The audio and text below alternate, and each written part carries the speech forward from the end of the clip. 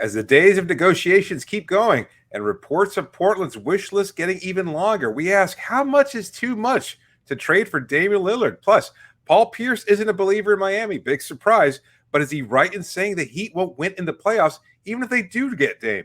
And could a reunion with Goran Dragic be in the works? We break it all down on today's episode of Locked On Heat. You are Locked On Heat, your daily Miami Heat podcast. Part of the Locked On Podcast Network, your team every day.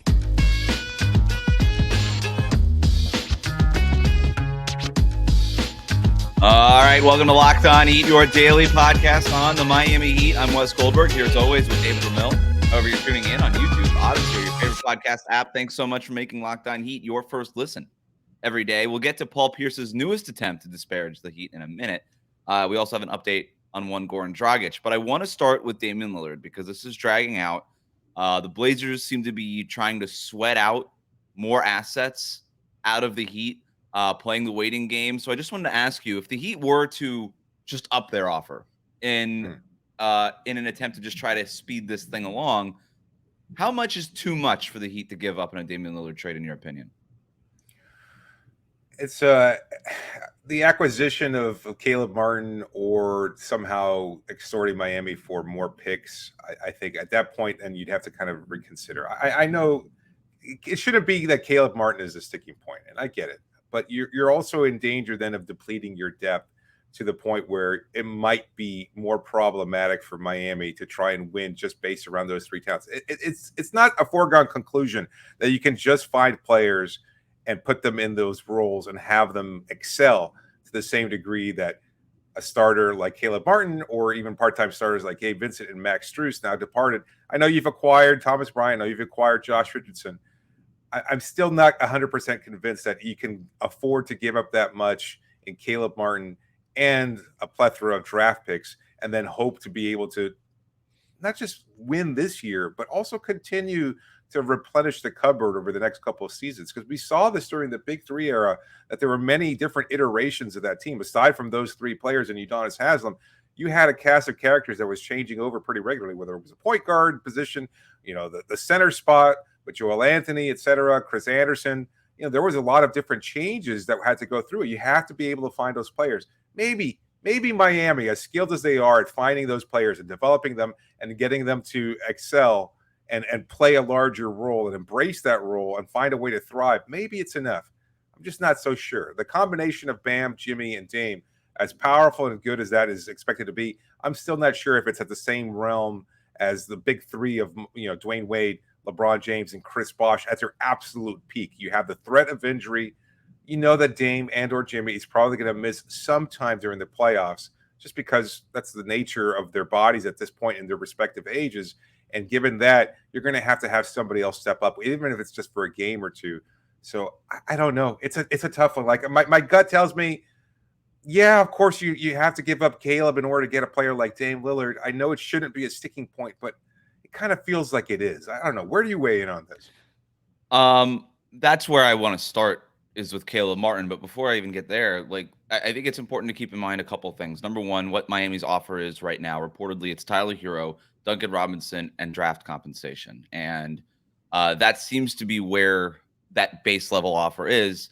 And the Heat are sort of operating as a take it or leave it kind of scenario here. The second thing is the goal of the Damian Lillard trade talks is not to acquire Damian Lillard. The goal is to win a championship. So, in other words, just getting Damian Lillard on the basketball team in Miami isn't the end goal here. It's to put together what you think is a championship roster. And if the Heat believe, and I think that they do, that Damian Lillard, Jimmy Butler, and Bam Adebayo is a great starting point. Yes. But is going to be that they don't want to deplete their depth in trying to acquire Damian Lillard. That's why they're still playing this, is because they believe that because they have the only offer on the table right now, that they can steal Damian Lillard. All this stuff about, hey, Miami's trade package isn't good enough for Damian Lillard. Miami knows that. And they're hoping that it's going to be the package that they ultimately have to accept anyway. They're trying to get Damian Lillard for something worth less than Damian Lillard, right? That's the entire idea here, because they think, and look, I reported it a couple of weeks ago, and it's since been reported elsewhere, they really want to keep Caleb Martin. in a Damian Lillard trade. They don't want to include him in that deal because they think that he's the kind of guy who is going to be a huge part of what they think is a championship contender, a legit championship contender as a guy off the bench who could play a bunch of different. They're Bruce Brown, so to speak, just sort of that sixth starter. That's the guy that they believe that they need on that team. I think putting Caleb Martin in this deal is a sticking point. I don't think it would kill the deal. I agree with you. I think if ultimately they had to be shoved into putting him in there, that they would do it and they would figure it out. But then at the same time, I think you have to try to keep a guy like Jaime Jaquez Jr. then. Another big wing who can kind of play that position, obviously a little bit less seasoned than Caleb Martin. But I think you can't give everything and hope to win a championship, because then you're right. Then you're kind of looking at these other things and everybody's like, oh, wow, you just find a Max Strus here and a Gabe Vincent there. Those guys were years-long developmental projects. Right. It just so happened that most people learned about them last year, but they have been in the Heat system for 3 years by the time that they were on the NBA Finals stage, right, in June. Yeah. So they don't have those kinds of guys in the pipeline at that point in their developmental phase yet, right? Their developmental program is basically reset, right? This is like, if we're talking MLB terms of the farm system, they've just reset the farm system. And it's going to take a few more years to build it back up. And that's where they're at right now. So it's going to take finding those other veteran minimum guys. Now, I guess maybe the open question would be, and I would throw it back to you here, David, is, well, what if you just trade Caleb Martin, Jaime Jaquez, and Jovic, and all these guys that have some promise or are legit role players right now, and you get Damian Lillard? Could you then just be like, well, then we'll just go find our Rashard Lewis's and our Ray Allens, like our ring-chasing veterans who aren't really developmental guys the way that the Heat have been accustomed to using lately, but would be more akin to like that big three era where we're like, all right, let's just pluck a 34-year-old here, a 32-year-old there, and just fill out our rotation that way. Could they go about it in that way? And maybe we're just sort of playing up these role players that are already on the roster a little too much. I don't think those players are available anymore. I know we've seen a number of that kind of group of players, like the veterans, either take their money or just sign other deals elsewhere. And I think this is something that, that I've looked into deeply. The league is just getting younger. Like, those players just don't exist. At some point, they reach a limit to where teams just don't even value having those players anymore. We saw this last year with Blake Griffin. Obviously, he's had a number of injuries, but I think we're starting to see this more and more, that as players reach a certain age, they're just no longer viewed as positive additions to rosters, where a guy like Rashard Lewis, who was basically 1 foot out the door, like, he did retire after his tenure in Miami, and he did deal with some injury here. Juwan Howard, guys like this. Ray Allen was still very much a peak level player. He took less money consciously so he could screw over Boston. Kudos to him, and it worked out for 2 seasons with him in Miami. Rajon Rondo, that whole thing, there was some tension there, and he wanted to join another contender in Miami that was directly competing with his former team. So you might find those kinds of situations. Like, I think you and I are both optimistic that something with Christian Wood is likely to get done once the Dame Lillard trade is finalized, and he's another player that could show promise, but he's not a guarantee. Like, a lot of people see him putting up big numbers over the course of his career, but there's a reason he's worn out. He's not a proven winning player, right? Yeah. So I just don't know that there are a lot of those options anymore. You're going to have to fill out the roster with minimum veteran type deals anyway. But those players, I don't think you can count on them to contribute at the same level as those guys that surrounded the big three. Like, even to that point, like Joel Anthony, he was not a great player, but he was a starter for 2 championship level seasons for Miami, and he was a big contributor in that regard. And he was still young, able to contribute. Like Caleb Martin, he had been around for a little while too, Joel Anthony. Yeah. So, no, I agree with you. I kind of asked that question to you knowing where your answer was going to go, because we are at the stage in free agency where those guys are sort of gone. There was a report recently, and I can't remember who had it, that Taurean Prince would have been interested in joining the Heat if something with Damian Lillard got done way earlier than it actually did. Of course, Prince ended up signing with the Lakers, where he's obviously going to think that he could compete for a championship there. The Lakers obviously were in the Western Conference Finals last year. So, I think you have to keep in mind that when you're trying to, the Heat's window is so short here that they don't really have time to go back and regenerate a farm system and find the next Max Strus or Gabe Vincent. Like, that stuff's kind of over in terms of Jimmy Butler's championship window. And that's why I think Pat Riley was talking about like the 5th iteration of whatever this Miami Heat team is, because I think that stuff's just done. But I shouldn't say done, but like for right now, when you're trying to build a championship team, it's okay. We found Caleb Martin. We still have Duncan Robinson on the roster. We'll see if he is. Kyle Lowry's on, whatever. They have players that they like in roles that they think fit around Jimmy Butler, Bam Adebayo, and hopefully Damian Lillard. I think you're trying to keep those guys. I really do strongly believe that they really would like to keep Caleb Martin out of a Damian Lillard trade because they want to build a championship team. They don't want to just bring Damian Lillard to Miami. That's not the point. They want to go win a championship with Damian, with Jimmy, with Bam Adebayo. And you need role players. You need them, right? The big three showed that. You needed those guys. And several teams over the last few years, big threes that didn't work, showed that because they didn't have those role players, they ultimately couldn't get it done. So, and that's exactly why we're at where we're at with these trade negotiations. A couple more things on Damian Lillard. Plus, we're going to yell at Paul Pierce in the next segment. But first, a message from our sponsor. Today's episode is brought to you by PrizePicks. It's just so easy to win on PrizePicks. You pick 2 to 6 players. If they score more or less versus the PrizePicks numbers, you can win up to 25 times your money. It's not you competing against anybody else. It's just you versus the projections. That's what makes it so great, so easy to win. And they offer projections on so many different sports, not just the NBA, but Major League Baseball. The Florida Marlins are kicking it. You've got the NHL, NFL, men's and women's college sports. The WNBA is shining right now. Their all-star game was a great spectacle. There are so many different things to appreciate about the league right now. And you can win money off of wagering on some of these projections. So again, entries can be made in 60 seconds or less. That easy. Safe and fast withdrawals, and they're currently operational in over 30 states and Canada. So download the PrizePicks app or go to prizepicks.com to sign up and play daily fantasy sports. First-time users get a 100% instant deposit match of up to $100 with the promo code LOCKEDON. So if you deposit $100, PrizePicks will match that, give you $100. If you deposit $50, PrizePicks will give you $50. So don't forget to enter the promo code LOCKEDON at sign up for instant deposit. And of course, download the PrizePicks app or go to prizepicks.com to start winning today.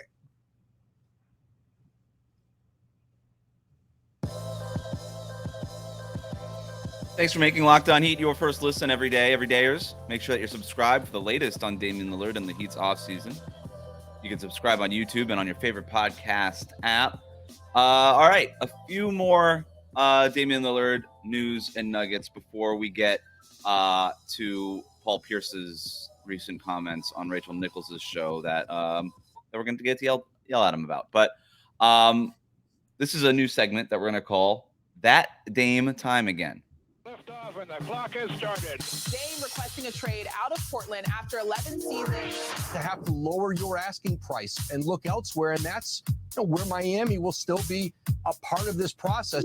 This is supposed to be a peaceful separation between the two parties. Dame has every right to ask for a trade because they've been a disconnect from what they've said they're going to do, what they've done. He's going to play for the Trailblazers or he ain't going to play. They don't, the Trailblazers been great to Dame and Dame's been great for the Trailblazers. But this notion that they going to have to give him away for nothing is just stupid. I stand with Damian Lillard on that. I ain't got no problems with it at all. We in the business call it incremental reporting. It will hang over the whole summer. So our friend Sean Highkin on his Rose Garden podcast said, quote, Dame's smart enough to know that there's a reason why Joe Cronin hasn't traded him to Miami already, which is Miami's offer is not good, and Joe's career is likely over if he takes that deal. If they don't get that deal by training camp, Dame will understand where that's coming from. Do you think that there's a chance here, David, that this thing could go into training camp, and that if it does, that Damian Lillard would either play or be willingly just understanding, hey, take as much time as you need? And this idea that Joe Cronin is basically making a decision for his job here. I think that's an interesting perspective from a guy who covers the Trailblazers and Sean Highkin. Yeah, I don't listen. I'm not refuting what Sean says. I just think that Cronin's been dealt a bad hand, and there's not much that he could have done differently. Look, we've talked about it before. He could have made these trades prior to this moment that maybe he shouldn't have been as public and as nasty as it's gotten. But I don't know that it's necessarily going to be the one. All of this gets erased if Portland somehow finds a way to win under Cronin's watch. And maybe that's unlikely to happen given the fact that they are in an active rebuild. But they've still got Jeremy Grant. They've got the potential of Scoot Henderson. They've got their young guards, et cetera, Shaedon Sharpe, Anthony Simons. That's not a bad group to start working with. Is it enough to win? it can win some games. Are they enough to get in a play-in seat? Perhaps. That's a lot to ask, maybe, but that at least is the ceiling. And if that's the case, I think he buys himself a little extended time where this is a small enough blemish on his resume that it's not the deciding factor. So the other question there about whether or not it goes into training camp, I certainly don't hope so. I don't want to spend the next month and a half speculating about what's going to happen and getting small little doses of information here and there. And again, as you and I talked about last week, like, it's just better for both teams to get this done, for all teams involved. And we have no idea how large this trade might eventually get, but you want to be able to set the table early on so you could just go ahead and move forward and rebuild from that point. To the point about the training camp thing, I still have a hard time thinking that it's going to go that far. There was another report out there, and forgive me, I don't remember where it came from. There's reports coming from every direction these days, but talking about how the Blazers have not even engaged with the Miami Heat. And that's the thing that just is so bewildering to me about this whole thing, is Joe Cronin just seemingly just crossing his arms and turning his head to the side and refusing to do business with the Miami Heat out of spite, to prove a point or whatever. I understand this idea that Joe Cronin, from his perspective, from his point of view, would be like, if I don't maximize this deal, then my career is over. I get that. If you're somebody who is a general manager who has worked your way up to this level, the self-preservation part of it, I get it. I also don't think it's true. I think that everybody in the NBA sees what kind of hand, to your point, he's gotten dealt a really lousy hand. It stinks for the Blazers. It stinks for Joe Cronin that this is the kind of situation that he's in. But it's also the hand that he's dealt. This is the situation he's in. And I think everybody's understanding of that. They know that the Blazers aren't going to get a great deal for Damian Lillard. We already know that. The only question we have is, what does a specific deal look like and when does it get done? We already know that he's not going to get dollar for dollar on Damian Lillard. And by the way, in superstar trades, it never happens. That's the assumption going in. You get your superstar demands a trade, and then you have to trade him, and you're just not going to get a whole lot back, despite what Griffin was able to get for Anthony Davis and then the Rudy Gobert deal. Like, those were, we talked about this last week, exceptions to the rule, right? And so, and you could still, in hindsight, say that the Pelicans didn't get back as much value as Anthony Davis provided the Lakers, because the Lakers ended up winning a championship with Anthony Davis. So whatever. The point being here, I don't think that it's that black and white. I was thinking about this the other day. They're kind of lucky also, Portland, in the timing of this. Most teams that have to trade their superstar are hoping to tank to get somebody like Scoot Henderson the next year. That's usually the series of events, right? They're ahead of the game. Your superstar gets traded, and then you just have one lousy season, trying to find everything from these second-round picks and late first-round picks that you've been dealing with over the last 2 years.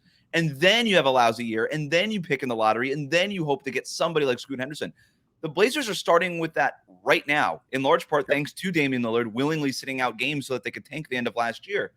They've already got their dude. They've already got him.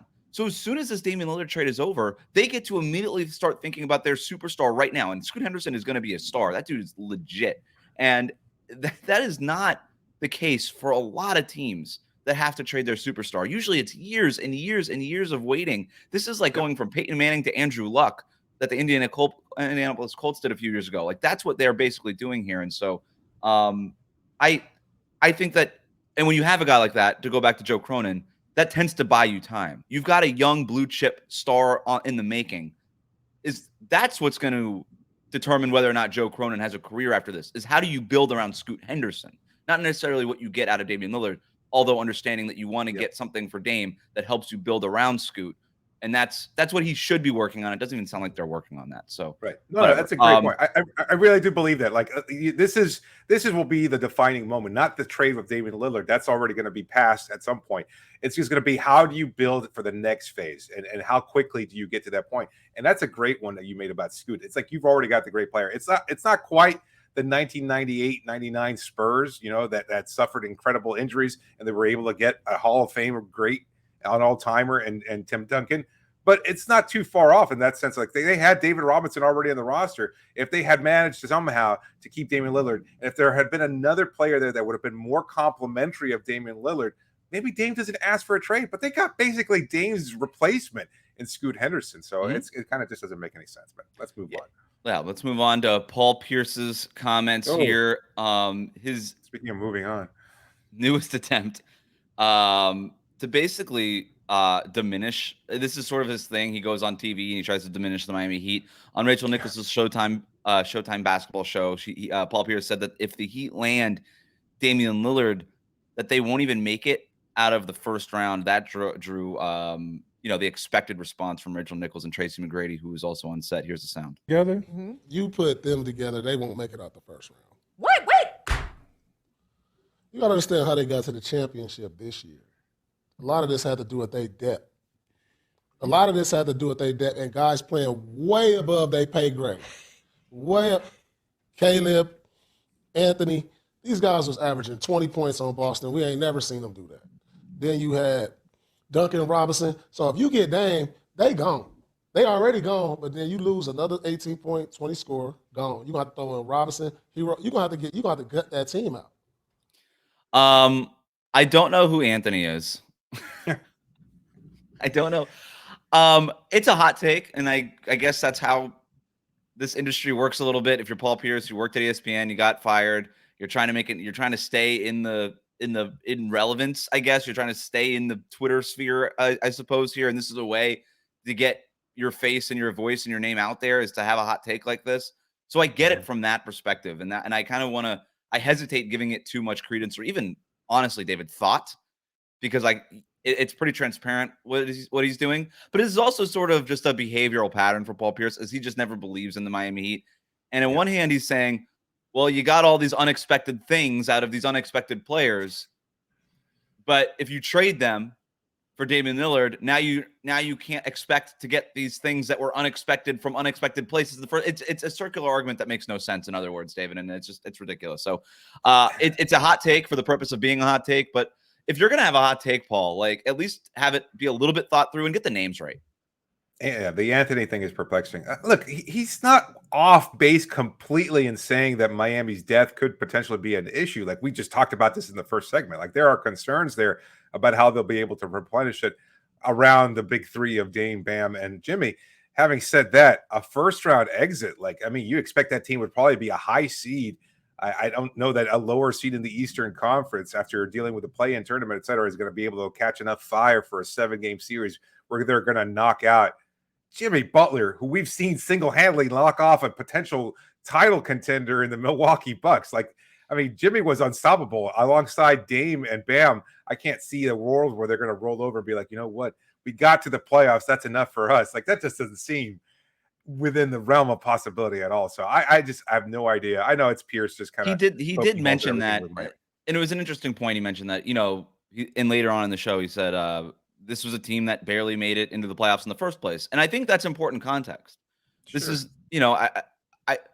I do wonder where the Heat are. Were they closer to the number 1 seed from 2 years ago that made it to the conference finals? Or are they closer to a number 8 seed as a regular season team? That's what I'm wondering. And I would assume that this team, with or even without Damian Lillard, honestly, is probably somewhere in the middle, right? I'd say even if they didn't trade for Damian Lillard, this is probably a team that is, to me, still top 6 in the Eastern Conference. That should be in the playoffs and not by way of play-in tournament, right? I think that's fair. Yeah, and so wherever you want to put them in the top 6, whatever, that's a different debate. But it's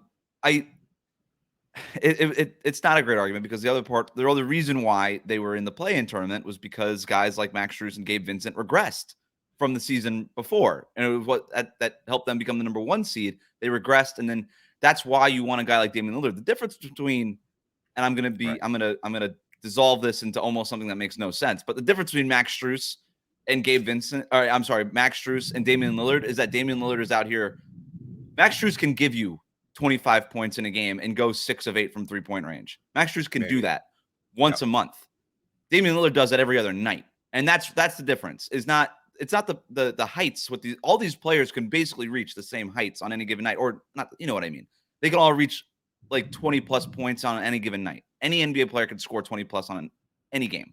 You just never know when it's going to happen. The stars are doing it all the time, and that's why they average 20 plus points, right? That's what makes them so valuable, and that's the difference with Damian Lillard. Is if you bring him in, you're like, okay, this is a guy who is one of the most respected shooters in the league, is going to space the floor by virtue of just being there, by just existing on the court with Jimmy Butler and Bam Adebayo. He makes things easier for them in a way that Anthony just doesn't, whoever that is. They haven't had this unstoppable a player since LeBron James in his prime. Interesting. I mean, I don't think that's a big. I don't even think that's a hot stake. Like, I mean, a hot take. Jimmy's been very good, but he's not that level of player until I would say it matters most in the playoffs. playoffs. I mean, if you're gonna erase the playoff stuff from Jimmy Butler, because Jimmy Butler in the Milwaukee Bucks series, that was the closest thing that we've seen to like peak level LeBron, even considering like everything else that Jimmy Butler did, right? Yeah. Yeah. So, but in terms of regular season consistency, I would agree with you on Damian Lillard. I mean, we can see 30 point, 40 point. How many? First of all, I don't think a player eclipsed 40 during the regular season. I might be wrong about that. Like, how many times did players not even eclipse 30 for the Heat during the regular season? Like, yeah, you had players flirt with it every once in a while, but it was Damian averaged 32. Yeah, he was doing that on average. Yeah, he scored 70 points. It's a bad team. Yeah, again, it's a bad team where you could like double him and let Shaedon Sharpe go off, let Anthony Simons go off. Who cares? You're not going to win anyway. But they were doubling him, and he's just like, oh, okay, well, you're going to guard me for 30 feet. I'll just step back to 34 and see if I can nail him from there. Moving on, did Goran Dragic drop a hint accidentally about Damian Lillard's future in Miami? We're going to talk about that next here on Locked On Heat.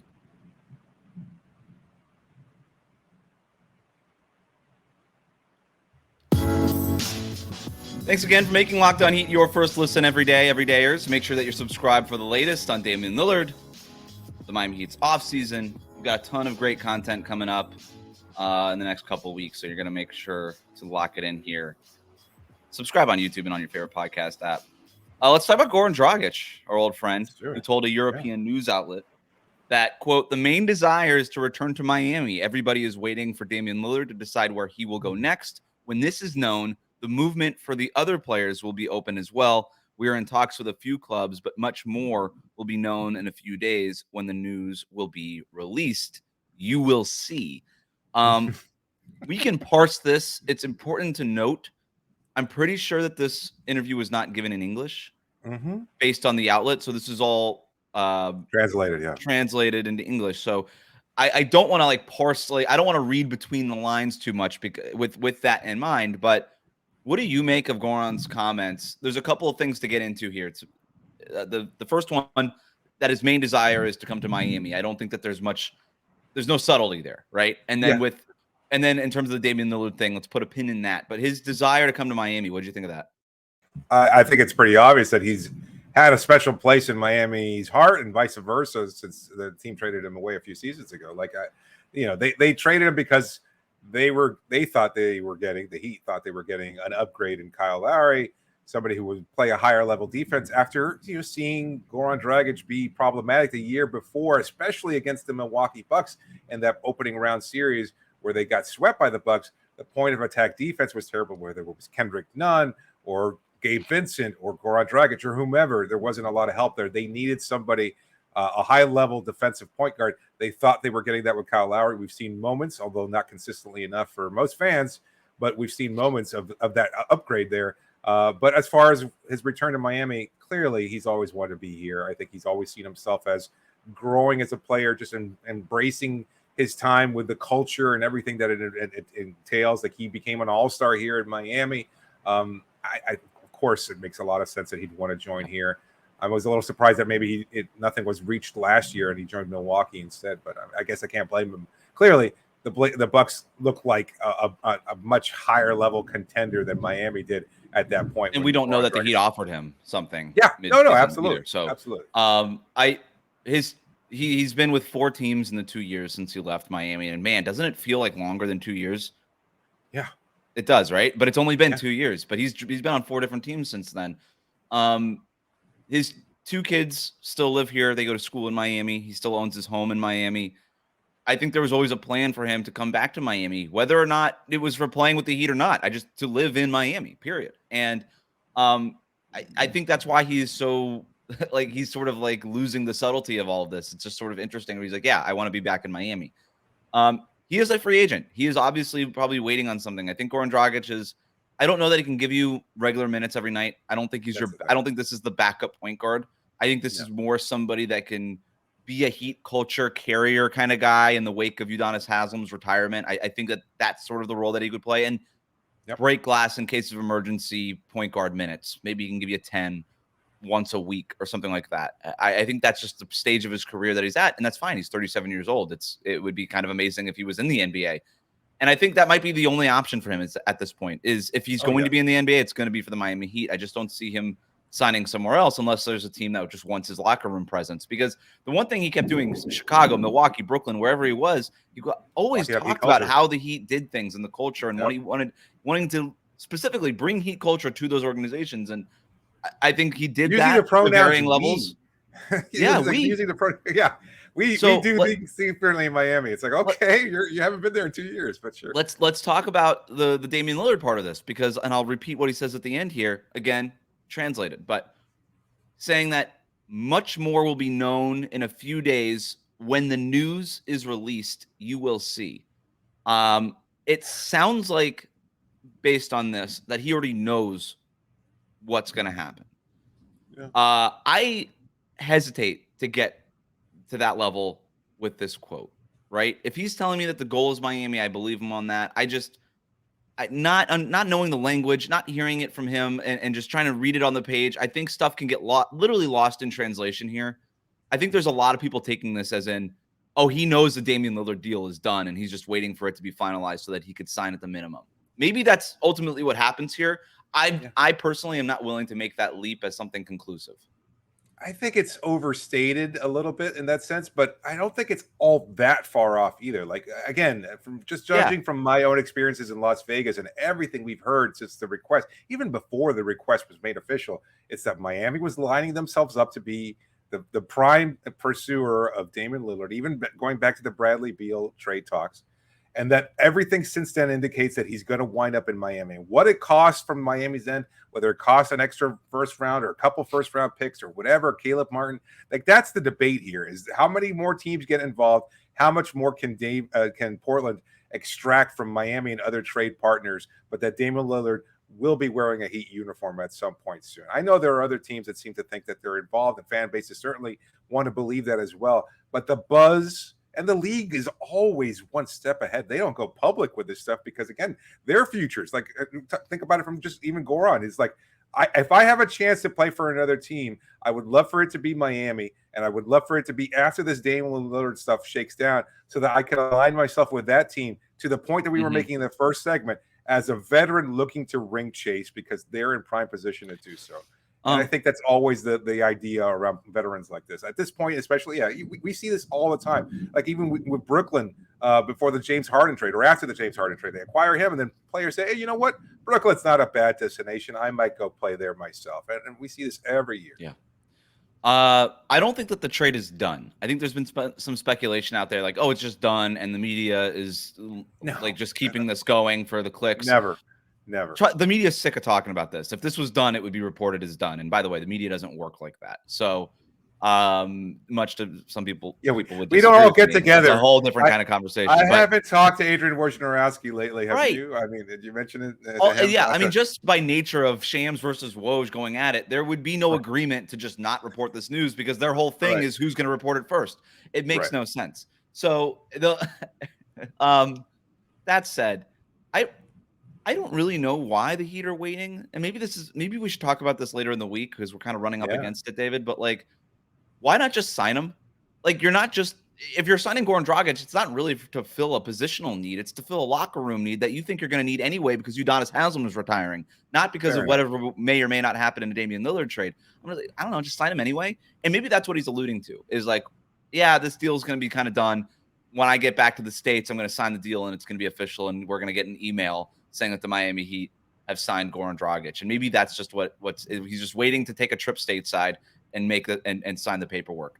Maybe it's literally as simple as that and has nothing even tied to the Damian Lillard thing, even though he himself mentions the Damian Lillard thing as something that's holding things up. But if I'm Miami, I'm just saying, I'm like, I don't know, just sign him. And the same thing with like a guy like Christian Wood, just sign him. Like, it's not like he doesn't fill a need anyway. I don't know. Maybe I'm not smart enough to know like the CBA ramification, like the cap ramifications of it. Like if you do that, does it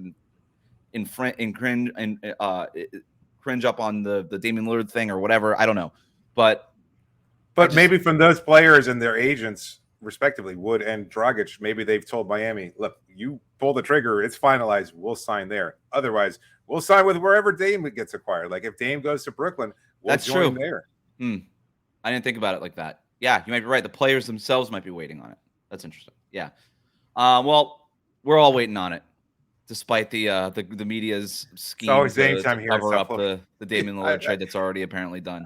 I didn't realize that was a conversation point. I know there have been a lot of different ones off the wall here, but I didn't realize that we were all getting together behind closed doors and arguing about. You didn't realize that there was a grand distrust of the media, David? You didn't realize that?